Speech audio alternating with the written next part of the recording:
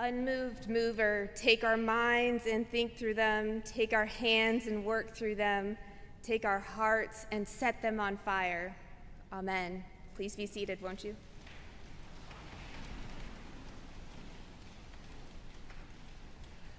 What a joy it is to worship the living God with you today and have our young people lead us in Mass.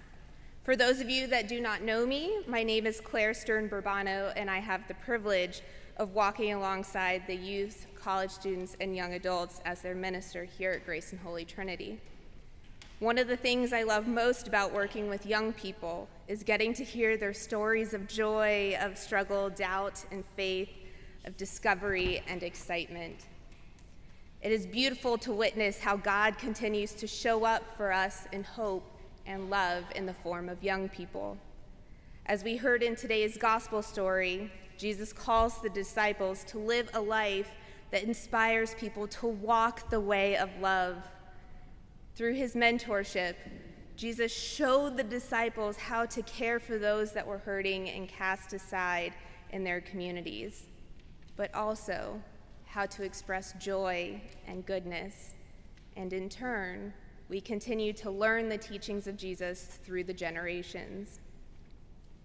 In a world that has so much brokenness, destruction, and trauma, God peeks through the mess and starts mending what is broken, and young people are always part of this healing. We have seen this in the efforts to protect and assist the most vulnerable, both domestically and abroad. Like you, I have heard stories of parents in Poland who have left strollers in train stations for parents and children who are fleeing Ukraine. Second graders in Illinois have raised $20,000 after selling homemade bracelets to support relief efforts in Ukraine and donated those proceeds to UNICEF. College students in Pennsylvania have raised just over $1,000 for Ukraine after selling yellow roses and sunflowers on campus. Those same college students from Pennsylvania also made their fundraiser a learning experience by having programs that talked about life in Ukraine and the war's impact on children and their education. Today, our youth here at Grace and Holy Trinity are fundraising for Episcopal Relief and Development Fund by selling these lovely pins right here.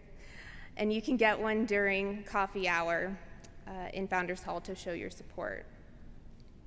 This summer, our youth will also be exercising their faith and working for the common good during our mini service week in June. During this week, we will engage in interfaith cooperation and learn about sustainable gardening from our Jewish siblings at Mitzvah Garden KC. We will have a work day here at the Cathedral and care for our own community, and we will explore the impact of food insecurity and how by supporting groups like Nourish KC that provide not only nutrient-dense meals to folks in need, but also create and develop opportunities for culinary and job skills. There's an opportunity to start closing the gap between those that have much and those that do not have enough.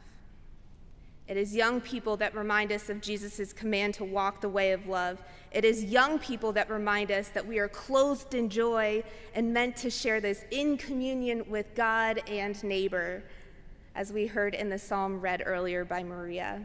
It is young people that remind us that we are only one moment away from encountering the light of Christ, and it be transformative to not only our lives, but others as well, as we heard in the first reading as read by Danny. While I could go on and on about how wonderful young people are and how I see God work through them, I think it's better to hear directly from one of our own and their wonderful leadership and faithfulness. I am thrilled to welcome Elvarea Bennett to speak about their internship in the Youth and College Ministry Department and how that has shaped not only their personal faith, but how they've engaged their faith in the public square. Elvarea?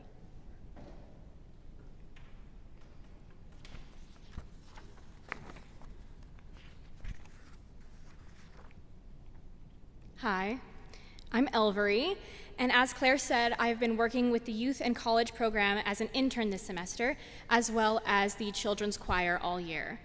Most of you here probably know me. My parents got married here at Grace and Holy Trinity, and my little brother got baptized, and 2 weeks ago got confirmed, and I was a robust member of the youth group when it was active here. I graduated high school in 2020 with the beginning of the pandemic, and I watched the youth group of not only GHTC, but also the Diocese of West Missouri fizzle away over the past 2 years due to the pandemic. Witnessing that has genuinely been one of the hardest things I've ever seen.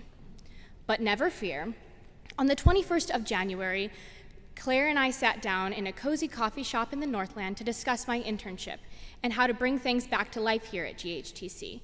And in all honesty, in some moments, it's been hard to have the patience to wait to see the fruits of our labor come to life. When we begin to feel impatient or vulnerable or don't understand what's happening, we start looking for something or someone to blame.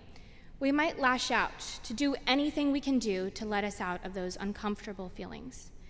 In our first reading from Acts today, Saul is threatening murder to the disciples and is ready to throw everyone, man, woman, or otherwise, in prison.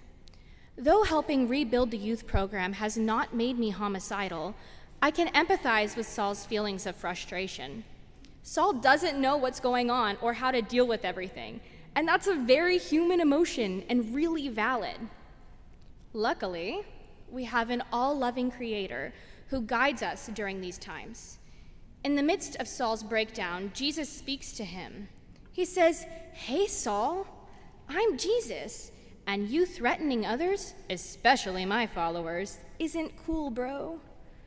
Take a deep breath, get up, and go into the city, and later you'll be told what to do." Isn't that perfect? There's this phrase that I'm sure you guys have heard, let go and let God. And oftentimes it sounds like a trite phrase. However, I'm beginning to believe it. We've all been in that place where all you can do is trust the process, take a deep breath, and see where Christ takes you. This moment with Jesus is when Saul realizes that, and he leans into the Lord's voice. We've done that exact same thing this semester with our youth program, putting in lots of energy and work, but also just trusting the process. And in my opinion, it's working pretty well. Our Wednesday night get-togethers are a thrill, full of laughter and in-depth discussions of Harry Potter and intense Uno games. Henry teaches us dances and tells us all about soccer, while Patrick shows us the newest and latest yo-yo tricks and YouTube videos. And Jonah talks about weightlifting and his new job. It has been my absolute pleasure to help reimagine and develop the youth program again, and to get to know the amazing youth of our cathedral. And it is such a great comfort knowing that we are beloved by a God who can look at us during these moments of transformation and turmoil and shine a great light on us and say, "Hey, I'm Jesus. Take a deep breath and trust the process. I got you." Amen.